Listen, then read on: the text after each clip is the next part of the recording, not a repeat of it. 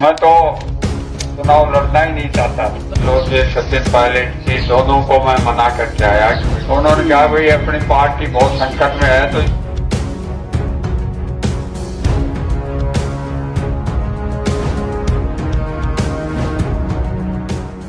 राजस्थान विधानसभा चुनाव 2023 में मिली हार का शायद कांग्रेस ने अभी तक सबक नहीं सीखा और इसीलिए लोकसभा चुनाव में भी नेताओं में तालमेल की कमी के चलते कई सीटों पर प्रत्याशी चयन विवादों में पड़ गया है। 2 सीटों पर जहां पार्टी को उम्मीदवार बदलने पड़े तो वहीं अभी भी एक सीट पर फैसला नहीं हो पाया। कई सीटों पर घोषित प्रत्याशियों ने अपनी इच्छा के विरुद्ध चुनाव लड़ने की बात कहकर पार्टी की सरेआम फजीहत करा दी।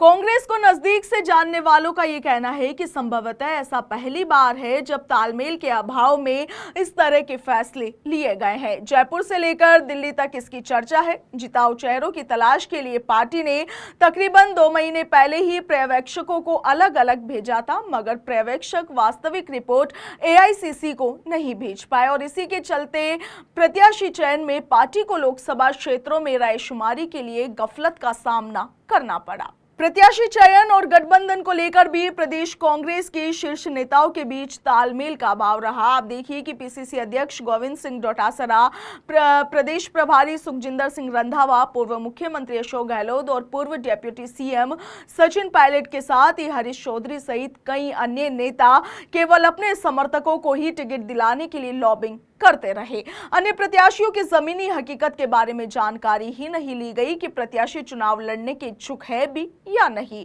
अब आप नागौर सीट का हाल ही देख लीजिए। नागौर सीट पर गठबंधन को लेकर कांग्रेस में नेता 2 धड़ों में बटे रहे। जिताऊ चेहरों के तौर पर सिंगल नाम तय करके स्क्रीनिंग कमेटी को भेजे गए तो वहीं जयपुर से सुनील शर्मा के जयपुर डायलॉग विवाद में आने के बाद उनकी जगह प्रताप सिंह खाचरियावास को टिकट सौंप दिया गया और चुनावी मैदान में उतार दिया गया। और उसके बाद आप देखिए कि खाचरियावास ने यह तक कह दिया कि वो तो चुनाव लड़ने के इच्छुक ही नहीं थे, मगर पार्टी का फैसला उन्हें मानना पड़ा। मैं तो चुनाव लड़ना ही नहीं चाहता। गोकुल जी ने मेरे को फोन किया कि डॉक्टर साहब को बुलाया है, डॉक्टर साहब पूछ रहे हैं किसका कहना है।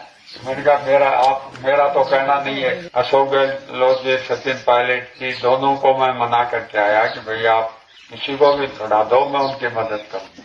तो उन्होंने कहा भाई अपनी पार्टी बहुत संकट में है तो इस समय तो इनको ही लड़ाना चाहिए। तो मैंने कहा भाई जब पार्टी संकट में है तो जरूर लड़ेंगे। वहीं बात की जाए राजसमंद की तो राजसमंद से पहले प्रत्याशी घोषित किए गए सुदर्शन सिंह रावत ने चुनाव लड़ने से इनकार करते हुए अपने चयन पर ही हैरानी जता दी और बाद में टिकट भी लौटा दिया। और उधर आप देखिए कि पार्टी ने भीलवाड़ा से प्रत्याशी घोषित किए गए दामोदर गुजर को राजसमंद से प्रत्याशी बना दिया और भीलवाड़ा में गुजर की जगह पूर्व विधानसभा स्पीकर सीपी जोशी को टिकट थमा दिया। अब आप देखिए कि वहां झुंझुनू लोकसभा सीट पर कांग्रेस प्रत्याशी ब्रिजेंद्र सिंह ओला के बयान ने पार्टी की फजीहत सरेआम करा दी। दरअसल ओला ने कहा है कि वे चुनाव लड़ना ही नहीं चाहते थे, मगर पार्टी की प्रतिष्ठा के चलते वे इस सीट पर अब चुनाव लड़ रहे हैं।